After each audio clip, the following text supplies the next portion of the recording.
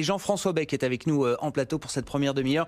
Bonjour Jean-François. Oui, bonjour Grégoire. Directeur général de Cantalis. C'est intéressant dans le sillage de l'analyse technique de Xavier Fenot qui nous explique que 4850, on reste dans un marché baissier. Oui, on est sorti, alors difficilement, mais des points bas de fin d'année avec un excès de pessimisme qui nous avait amené à 4600, 4550 points sur le CAC 40. Mais on voit tout de suite que revenu 300 points plus haut, 4850 points la semaine dernière, on se retrouve très vite capé ou coiffé, comme on dit dans le jargon financier. On est sorti de la spirale de pessimisme excessif, mais pour autant, certains problèmes en tout cas, restent posés aux investisseurs visiblement. Oui, tout à fait. Vous avez tout à fait raison. Déjà, bonne année. Merci, meilleurs vœux. Je vous souhaite une bonne année boursière et une bonne année pour vos placements en regardant BFM régulièrement. Effectivement, je pense qu'il faut prendre un petit peu de recul. On a vécu une fin d'année assez difficile. Je pense que ça a marqué d'une pierre noire ou d'une pierre blanche. C'est exceptionnel. Il est important de le rappeler parce que si on veut regarder la dynamique de début 2019, il faut rappeler un petit peu d'où l'on vient. Fin 2018, c'est une année exceptionnelle parce que toutes les classes d'actifs sont négatives, ont des performances négatives. Je pense qu'il doit y avoir les obligations américaines, les obligations japonaises et l'emprunt d'État allemand qui terminent en positif. Mais sinon, pour un investisseur européen, toutes les classes d'actifs ont été négatives, y compris le monétaire, puisque parfois on dit qu'il faut revenir à 1994 pour avoir les catégories Cantalis négatives, mais non, puisqu'en 1994, le monétaire rapportait 7%. Donc c'est unique. C'est unique aussi parce que l'effet de panique a été majeur. Quand on regarde les grands indicateurs qui peuvent qualifier en fait les marchés financiers, vous avez vu que le Nasdaq a perdu 23%, plus de 23%, donc on est en bear market sur beaucoup de marchés. Là on parle des plus haut par rapport au plus bas. C'est ça, voilà. Septembre, décembre. Le point haut du marché américain, effectivement, fin septembre. 8100 points et 6100 points. Donc on perd 2000 points en l'espace de quelques mois, quelques semaines. C'est violent. C'est très violent, c'est un bear market et les autres indicateurs militent en faveur de cet effet de panique. D'une part, l'or monte de 10% durant la période. Souvenez-vous d'ailleurs, on avait évoqué ensemble la diversification de votre portefeuille sur l'or. Ça paye dans ces périodes difficiles. On a les taux d'emprunt d'État allemand qui passent à 0,15%. Donc là encore, un effet, un flight to quality qui est extraordinaire. On a l'aspect flux, puisque chez Cantalis, on suit beaucoup les flux d'intérêt, c'est ce qui nous a permis d'égrener pendant toute l'année 2018 une prudence sur les actions européennes en voyant que sur les 10 derniers mois de l'année 2018, on a une semaine de collecte positive sur les actions européennes, on a décollecté de 80 milliards sur la classe d'actifs, 60 milliards sur les obligations high yield, donc les obligations à haut rendement émises par des entreprises. Donc on voit que c'est là encore exceptionnel en termes de record de sortie sur des actifs risqués, que ce soit obligataires ou actions. Et puis le troisième élément qui est assez symptomatique, c'est le contre-pied de l'ensemble des gérants. Ouais. C'est-à-dire que début 2018, on a beaucoup parlé, c'est l'euphorie, l'alignement des planètes, l'euro, dire que l'Europe a une croissance supérieure aux États-Unis et le couple Macron-Merkel, il y a un pilote dans l'avion, pardon, et on se retrouve avec un effet de ciseau complet. Tous les gérants sont prêts à contre-pied, à la fois sur les taux d'intérêt et sur les actions. Donc on en est là. Et on se tourne vers 2019 en disant mais que faire de son portefeuille? Je pense que la période, les marchés n'ont jamais été aussi schizophrènes sur ce début 2019, parce que d'une part on se dit il y a énormément de mauvaises nouvelles qui sont dans les cours, et donc si honnêtement vous prenez l'ensemble des éléments, vous dites la croissance des bénéfices est en ralentissement. On était à 15% de croissance des bénéfices en début 2018 sur des petites et moyennes valeurs, 7% en fin 2018. Les experts anticipent 4% de croissance des bénéfices pour cette année. La croissance économique est aussi en ralentissement. On était aux États-Unis en début d'année 2018 à 4,2%, on est à 2,3%, estimation Fed. On a aussi les banques centrales qui sont plutôt en phase de hausse des taux. On a aussi les risques politiques qui ont été évoqués et qui seront aussi présents en 2019. Et on a enfin la guerre commerciale qui est le cinquième élément entre Trump et la Chine. Donc on se dit, effectivement, il y a de mauvaises nouvelles. Pas facile d'anticiper des marchés haussiers dans cet environnement avec cette toile de fond aussi négative. Et puis assez rapidement, on se dit, si l'ensemble des marchés ont déjà intégré ce type de risque, à la limite, il y a peut-être une bonne nouvelle, il y a peut-être un effet en fait négatif par rapport à 2018. On va peut-être se retrouver finalement à 2,3% de croissance aux États-Unis, c'est peut-être pas si mauvais que ça. C'est pas la récession qui est anticipée par certains. 4% de croissance des bénéfices sur des entreprises ou sur les large cap du CAC 40, plus les dividendes, etc. Enfin, ça va donner en fait un rendement qui peut être intéressant, etc., etc. Le ralentissement ou la guerre commerciale Trump-Chine. Peut-être que, soyons fous, ils vont se mettre d'accord et on va réussir à avoir une sortie par le haut. Ça appelle deux questions. Le niveau de confiance qu'on peut avoir en début d'année sur ces prévisions macroéconomiques et microéconomiques, est-ce que la dynamique de révision à la baisse est déjà arrivée à son terme, j'ai envie de dire, parce qu'on a commencé à réviser effectivement à la baisse les perspectives macro, les perspectives de résultats d'entreprise. On y verra peut-être un peu plus clair avec, alors non pas les résultats du 4e trimestre, mais surtout le discours des entreprises sur l'année 2019 qui va accompagner les résultats du 4e trimestre. Et au regard de ces prévisions, est-ce que le marché, la baisse de 20% du marché globalement sur les 3 derniers mois de l'année, est-ce que cette baisse-là est suffisante pour dire que le marché a intégré justement toutes ces mauvaises nouvelles aujourd'hui? Oui, je pense que c'est un peu la schizophrénie que j'évoquais à l'instant, c'est-à-dire que les nouvelles macro risquent finalement d'être meilleures, en tout cas, ou moins pires que ce qu'on anticipait. Je disais, croissance américaine à 2,3% au lieu de 2,5%. Ouais. C'est pas la récession. Et à côté de ça, donc ça c'est la partie un peu macro-politique, les décisions de Trump, les risques politiques en Europe, le Brexit, l'Italie, la France. Donc on fait la liste en fait des grands indicateurs macro. Et à côté de ça, les marchés sont un petit peu rattrapés à court terme par les résultats des entreprises qu'on va avoir cette semaine. Je pense que malheureusement, les résultats des entreprises seront plutôt mal orientés. Ouais. Vous avez vu dernièrement les résultats de l'automobile allemande. On n'a jamais eu des chiffres aussi mauvais. Les ventes automobiles allemandes se tassent partout dans le monde.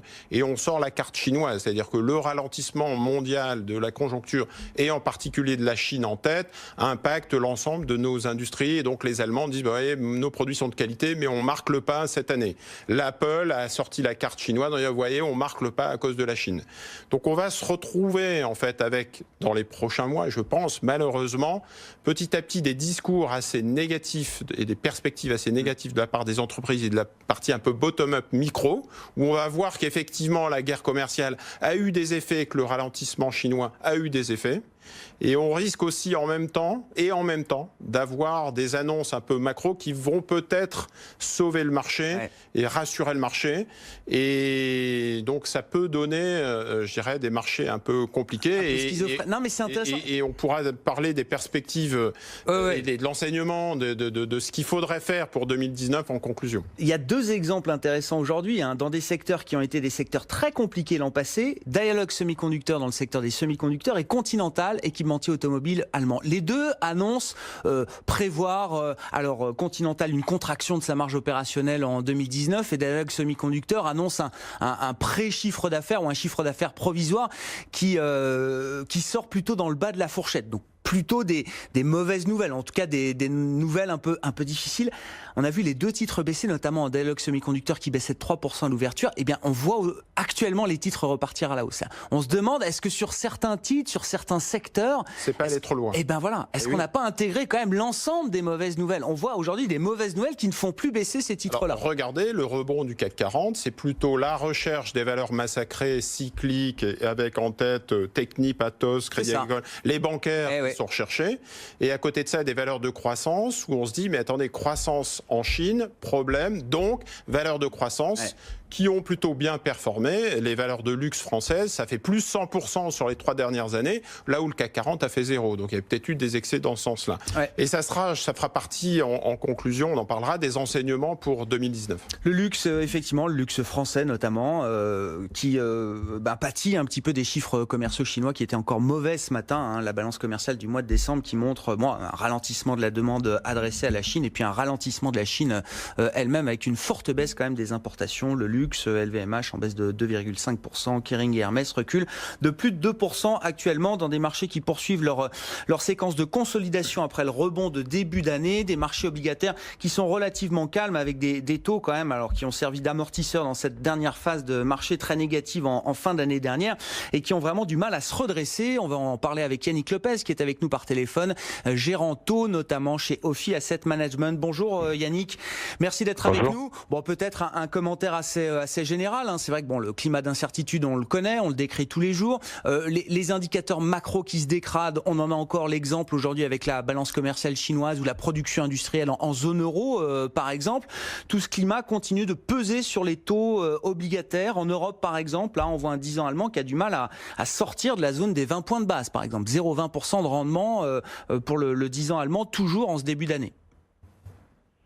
Oui, effectivement, les fondamentaux plaident plutôt, on va dire, pour un tassement de ces taux d'intérêt, parce que d'un côté, vous avez toute la problématique des craintes sur la croissance. Vous avez cité la Chine ce matin avec effectivement les statistiques qui étaient vraiment très compliquées sur le commerce, importation-exportation, mais plus généralement, en fait, si vous regardez tous les pays dans le monde, ça ralentit partout. Les consensus révisent à la baisse.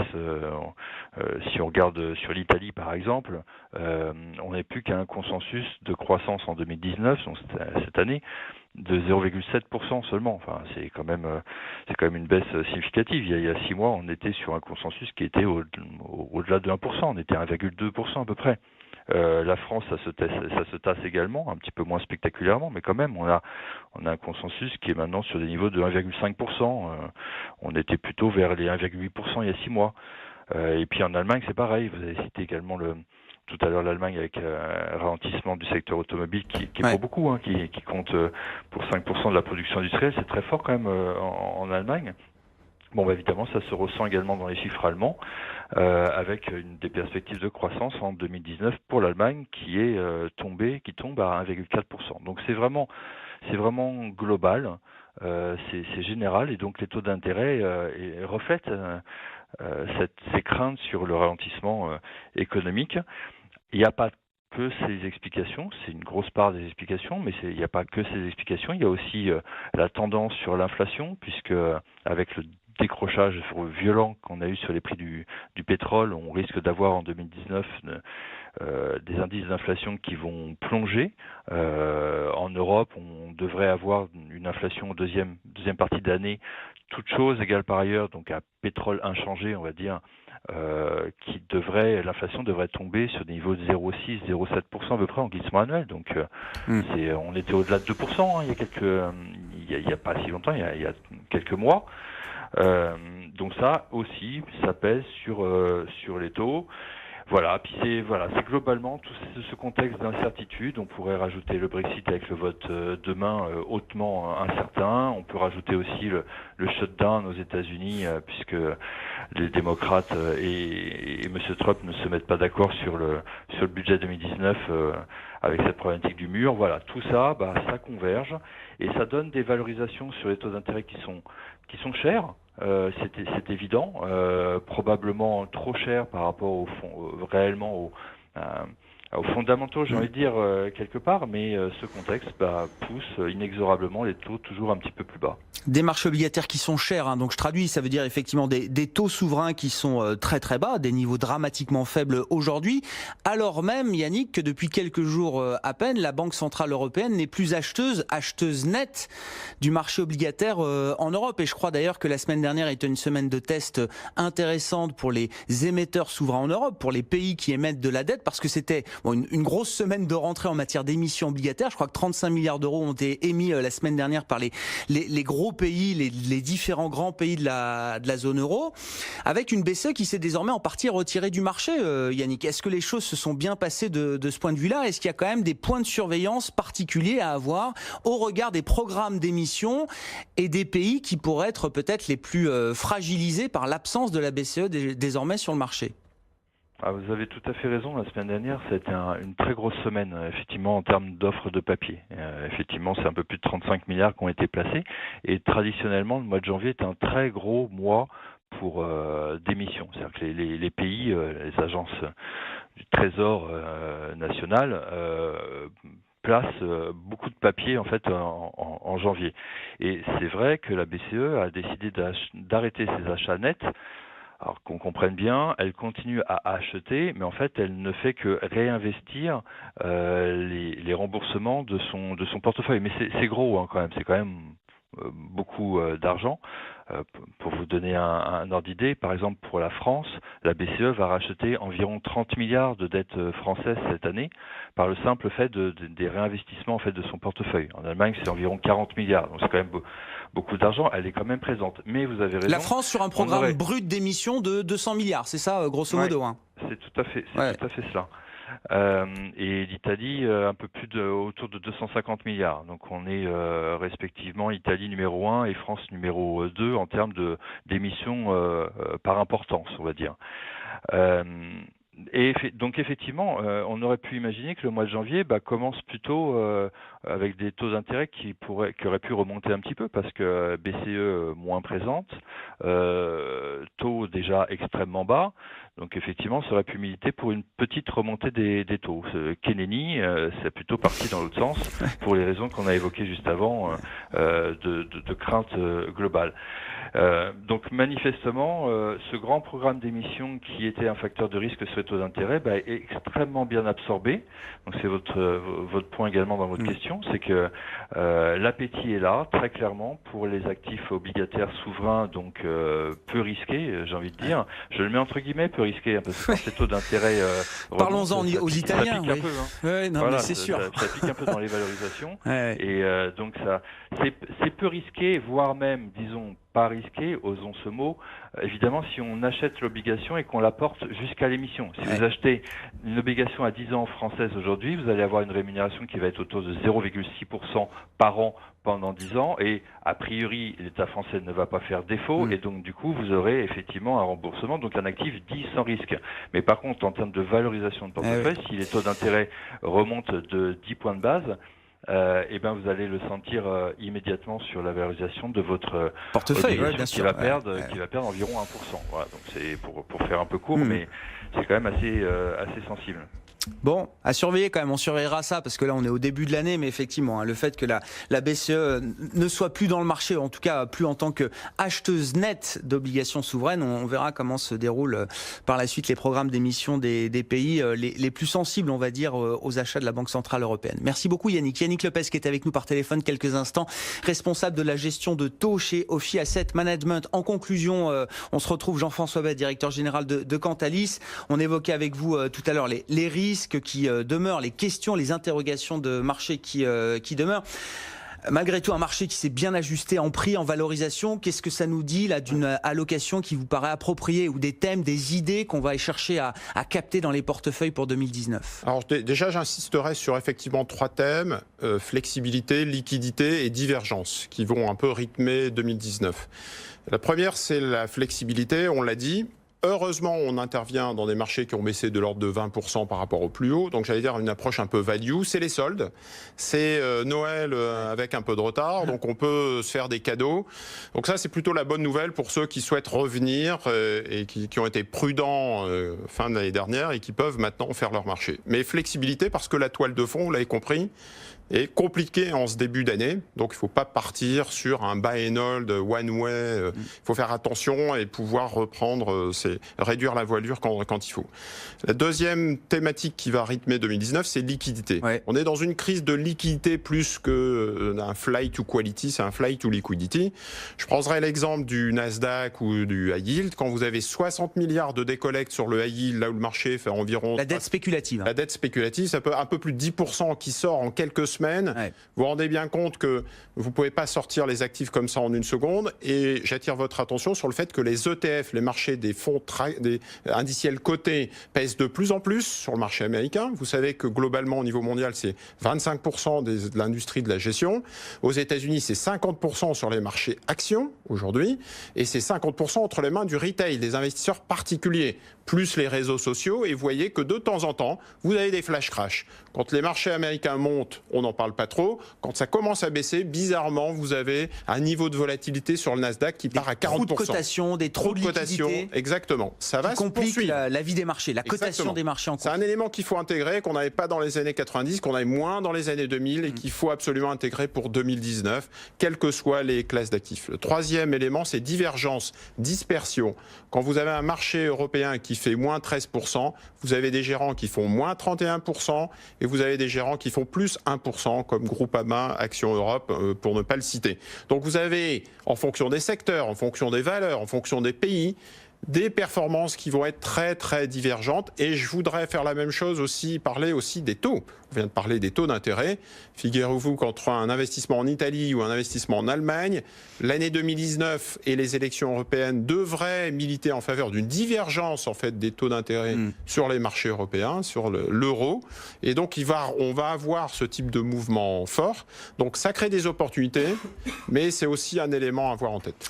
Flexibilité, liquidité, divergence. Voilà les trois idées qu'il faut avoir en tête pour construire sa stratégie d'investissement pour 2019. Merci beaucoup Jean-François. Jean-François Bay avec nous en plateau, directeur général de Cantalis. Bientôt 16h, on marque une pause, direction New York dans un instant pour retrouver Grégory Volokin et Éric Venet qui sera avec nous en plateau, le directeur de la gestion de Montbleu Finance. BFM Business, Intégral Bourse, jusqu'à 18h, la bourse en temps réel.